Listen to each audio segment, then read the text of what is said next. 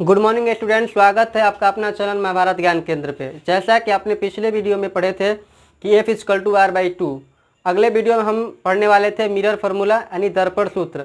लेकिन उससे पहले एक बहुत ही इम्पोर्टेंट बेसिक कॉन्सेप्ट है जिसे पढ़ना बहुत ज़रूरी है। अगर इसे नहीं पढ़ते हैं तो हमें मिरर फार्मूला समझने में थोड़ा प्रॉब्लम होगी, कठिनाई होगी।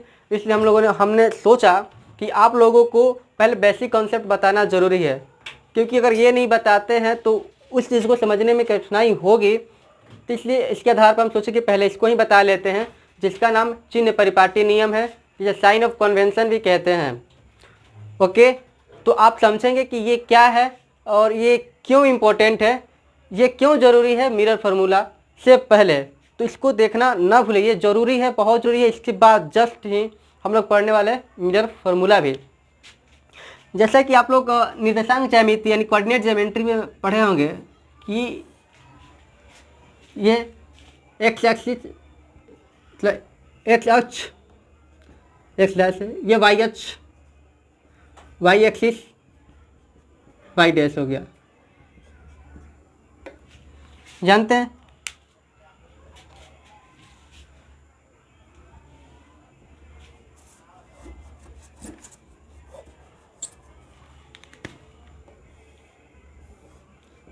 X X dash Y Y dash. Okay, तो इसमें क्या इम्पोर्टेंट है, ये क्यों जरूरी है, निर्देशांक ज्यामिति क्यों जरूरी है, यानी कोऑर्डिनेट ज्योमेट्री क्यों जरूरी है इस नियम को समझने के लिए। क्योंकि हमें पता है कि ये अगर ये पॉइंट मान लेते हैं, सेंटर मान लेते हैं ओ मान लेते हैं, तो ओ के किस तरफ, दाएं तरफ, और ओ के बाएं तरफ, ओ के ऊपर और ओ के नीचे। ओ के दाएं तरफ बोलते हैं क्या, राइट। ओ के राइट साइड जितने भी चीज़ें होती हैं हमेशा क्या होता है, पॉजिटिव होता है, प्लस होता है। इसे हम लोग क्या कहते हैं, धनात्मक कहते हैं। हमेशा क्या होगा, पॉजिटिव होगा। यहाँ से इस दिशा में मापी की जितनी भी डिस्टेंस होगी, जितनी भी दूरियाँ होंगी, क्या होंगी, पॉजिटिव होंगी। और सेंटर से लेफ्ट साइड यानी बाएं तरफ मापी गई दूरियाँ जो भी होगी हमेशा क्या होंगी, निगेटिव होंगी यानी ऋणात्मक होंगी। ओके, और सेंटर से ऊपर अपवर्ड, जब अपवर्ड डिस्टेंस जो होता है हमेशा क्या होता है, पॉजिटिव होता है। और डाउनवर्ड नीचे की ओर मापी गई दूरी हमेशा क्या होता है, निगेटिव होता है यानी ऋणात्मक होता है। इन्हीं चीज़ों को हम अगर पढ़े तो मिरर जब देखते हैं, आप मिरर देखते हैं कि मिरर ऐसा होता है और यहाँ से एक अक्ष जाता है लाइट, इसे मुख्य अक्ष भी कहते हैं। ये पॉइंट ओ होता है। कुछ समय के लिए इसको बढ़ा देते हैं तो ये जो सिचुएशन है, ये जो आपको पिक्चर दिखाई दे रही है, जो ज्यामितीय आकृति दिखाई दे रही है, ये इसी की तरफ फ्लो कर रही है। इसके लिए हमको इस चीज़ को समझाने के लिए इसको पहले समझाया। तो ये प्रकाश की दिशा यानी इस दिशा में मापी, ये किसे कहते हैं, प्रकाश की दिशा। क्या कहते हैं, प्रकाश की दिशा। इधर जो मापी जाती है प्रकाश की दिशा होती है, और जो इस साइड से मापी जाती है तो प्रकाश की विपरीत दिशा होती है, प्रकाश की विपरीत दिशा। ये प्रकाश की दिशा और इधर प्रकाश की विपरीत दिशा, ये नहीं क्या हो गया, ये प्रकाश की दिशा में हो गया और इस साइड वाला क्या हो गया, प्रकाश की विपरीत दिशा में। तो इधर की दूरियां पॉजिटिव और इधर की distance negative, upward positive, downward negative. इन्हीं चीज़ों को इतने वर्डों में लिखा गया, शब्दों में लिखा गया कि एग्जाम के दृष्टिकोण से भी बहुत इंपॉर्टेंट है और मिरर फार्मूला से भी बहुत ही इंपॉर्टेंट है। तो पहला जो कह रहा है कि ध्रुव को मूल बिंदु मानकर सभी दूरियां मापी जाती हैं। जैसे कि हमने आपको बताया कि इसको सेंटर मानकर सभी डिस्टेंस को क्या किया जा रहा है, मेजर किया जा रहा है। तो यहाँ पे भी इस मिरर में जो मिरर दिखाई दे रहा है आपको, अवतल दर्पण, इस मिरर में भी उत्तल दर्पण या अवतल दर्पण हो कोई प्रॉब्लम नहीं है। डिस्टेंस हमेशा सेंटर से मानेंगे, सेंटर लेंगे, ध्रुव मानकर ही मापेंगे। इस साइड की दूरी, इस साइड के मतलब लेफ्ट राइट अपवर्ड डाउनवर्ड जो भी है हमेशा सेंटर से लेकर मेजर करते हैं। दूसरा देखिए पॉइंट क्या है कि आपतित प्रकाश की दिशा में, मतलब आपतित प्रकाश, ये प्रकाश यहाँ होता है, यहाँ से मापी गई दूरियाँ मतलब इस साइड सेंटर के किधर, दाएं तरफ, सेंटर के दाएं तरफ मतलब राइट साइड में जितने भी डिस्टेंस होते हैं वो क्या होते हैं, हमेशा घनात्मक होते हैं। क्या होते हैं, घनात्मक होते हैं। ओके, अब तीसरा जो पॉइंट है वो क्या है, तीसरा पॉइंट जो कह रहा है, तीसरा पॉइंट कह रहा है कि प्रकाश की विपरीत दिशा मतलब इस दिशा में, यानी सेंटर के लेफ्ट साइड यानी बाएं तरफ, सेंटर जो है उसके लेफ्ट साइड यानी बाएं तरफ जो डिस्टेंस मापा जा रहा है वो हमेशा क्या होता है, आपतित प्रकाश के विपरीत दिशा यानी दर्पण के बाएं तरफ मापी गई दूरियां हमेशा क्या होती है, ऋणात्मक होती है।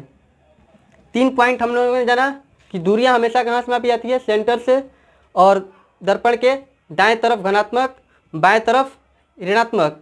अब चौथा चीज़ है जो आपको बताया था कि अपवर्ड माना ऊपर से डाला गया लंब। जो भी एक वस्तु है, मान लेते एक वस्तु यहाँ से ऊपर से डाला गया, जिसे अपवर्ड यानी ऊपर से डाला गया लंब इस अक्ष के किसी भी स्थान पे, इस अक्ष के किसी भी स्थान पर अगर ऊपर से कोई लंब डाला जाता है हमेशा क्या होता है, पॉजिटिव होता है। तो मुख्य अक्ष पर ऊपर से डाला गया लंब हमेशा क्या होगा, धनात्मक होता है। हम लोगों ने 1, 2, 3, 4 पॉइंट सीखे चिन्ह परिपाटी नियम का। 5वां पॉइंट सीख रहे हैं कि नीचे से डाला गया लंब अक्ष के किसी भी, यहाँ हो मतलब यहाँ हो या फिर यहाँ हो, कहीं भी नीचे डाला गया लंब हमेशा क्या होगा, मुख्य अक्ष के नीचे से डाला गया लंब हमेशा ऋणात्मक होता है। आप लोगों ने देखा।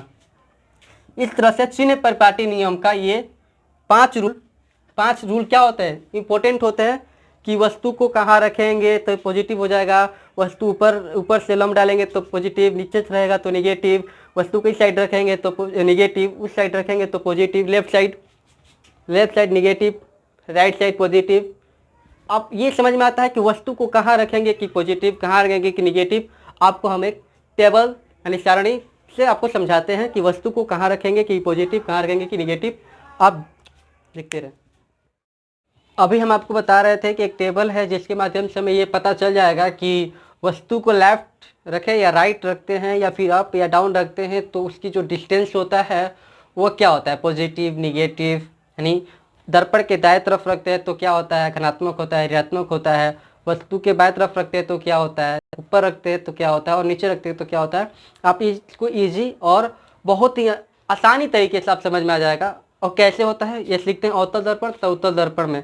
और ये अगर आप जान जाते हैं तो आपके लिए मिरर फार्मूला चुटकियों का खेल हो जाएगा, क्योंकि सब मिरर फार्मूला इसी पे डिपेंडेंट है कि वस्तु यहाँ है तो कैसे हो जाता है, एफ कैसे माइनस हो गया, कैसे यू प्लस हो गया, इसी पर सब पूरा टिका हुआ है।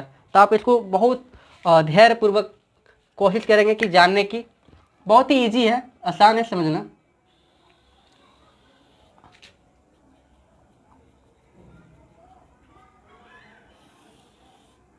ये P है, आपको तो पता ही है ये कौन सा दर्पण है, अवतल दर्पण, क्योंकि परावर्तक सतह धस गया तो अवतल।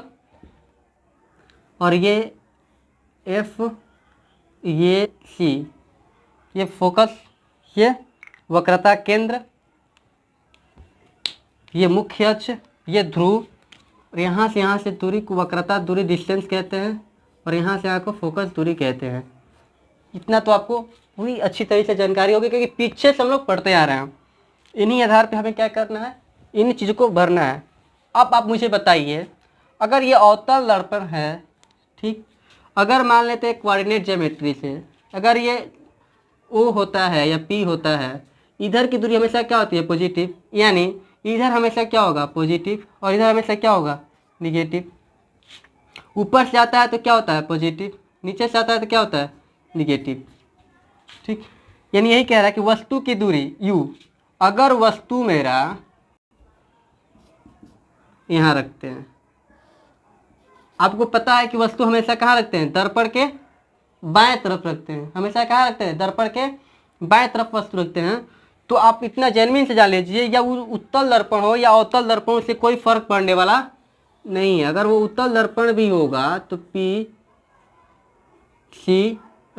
F और क्या हो गया, C हो गया। तो इसमें भी वस्तु कहाँ रखते हैं, यहीं रखते हैं, और इसमें भी वस्तु को कहाँ रखते हैं, यहीं रखते हैं। तो तो वस्तु को हमेशा दर्पण के बाएं तरफ रखा जा रहा है, यानी प्रकाश की दिशा के विपरीत, प्रकाशीय दिशा के विपरीत। तो हमेशा क्या होता है, ये निगेटिव ही होगा और ये भी क्या होगा, निगेटिव होगा। नहीं, वस्तु की दूरी हमेशा ऑलवेज निगेटिव यानी ऋणात्मक होगा। वो अवतल दर्पण हो या उत्तल दर्पण हो, इससे कोई फर्क पड़ने वाला नहीं है। ओके, अब देखिए जो वस्तु की दूरी यहाँ है, तो हमें पता है जब प्रतिबिंब को यहाँ रखते हैं तो हमेशा क्या बनता है प्रतिबिंब, अगर वस्तु सी पर है तो ये दर्पण से टकराने के बाद एफ से होकर जाएगा, और एफ पर जब है तो फोकस से जब होकर जाएगा तो दर्पण से टकराने के बाद मुख्य अक्ष के समानांतर जाएगा, तो यहाँ मिलता है, तो ये सी पर बनता है यानी दर्पण। तो अवतल दर्पण में जो प्रतिबिंब होता है वह बाएं तरफ भी बनता है, दाएं तरफ भी बनता है। तो ये डिपेंड करता है किस पे, यू के और एफ के बीच के रिलेशन पे। यदि यू यानी क्या, वस्तु दूरी एफ से क्या हो, ज़्यादा हो, एफ से ज़्यादा हो, वस्तु की दूरी एफ से ज़्यादा होगी, तो अब प्रतिबिंब की दूरी क्या होगी, निगेटिव होगी। क्लियर। जब वस्तु की दूरी एफ से कम होगी, एफ से कम होने का कहने का मतलब क्या, अब देखिएगा, अब एफ से कम होने का मतलब, अगर ये पी है, अगर ये एफ है, अगर ये सी है, तो वस्तु कहाँ है, एफ के इस बीच में है।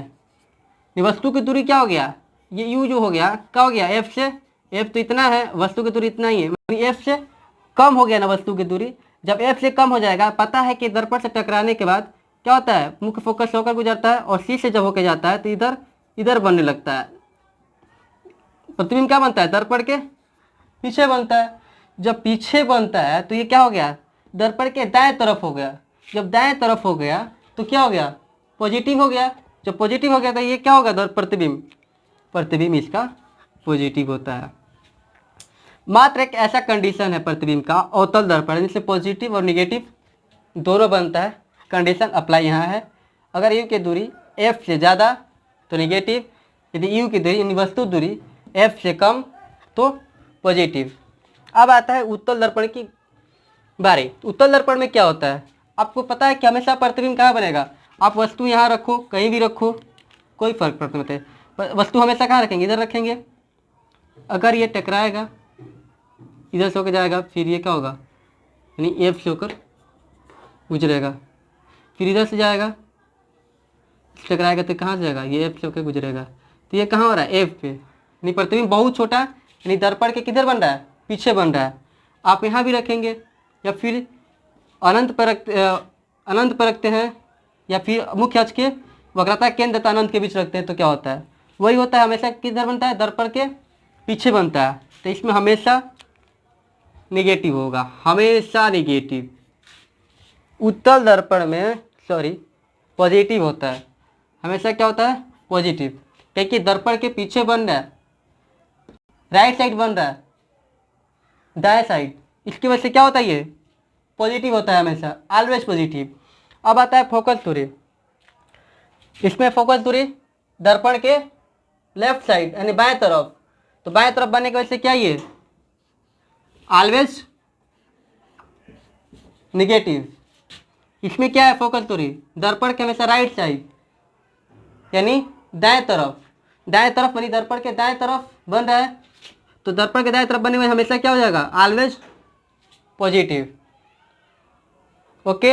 अब आता है वक्रता केंद्र। वक्रता केंद्र भी इधर किधर बन रहा है, इधर बन रहा है, सी इधर है, दर्पण के लेफ्ट साइड यानी बाएं तरफ, तो बाएं तरफ है और प्रकाश के विपरीत दिशा में है, तो इसकी वजह से ये ऑलवेज निगेटिव।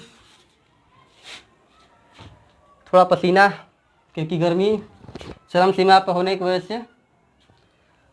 अब जो है वक्रता केंद्र, इधर देखिए सी, दूरी है केंद्र मतलब वक्रता दूरी, इसको थोड़ा सा लिख लेंगे, दूरी कर लेंगे, वक्रता दूरी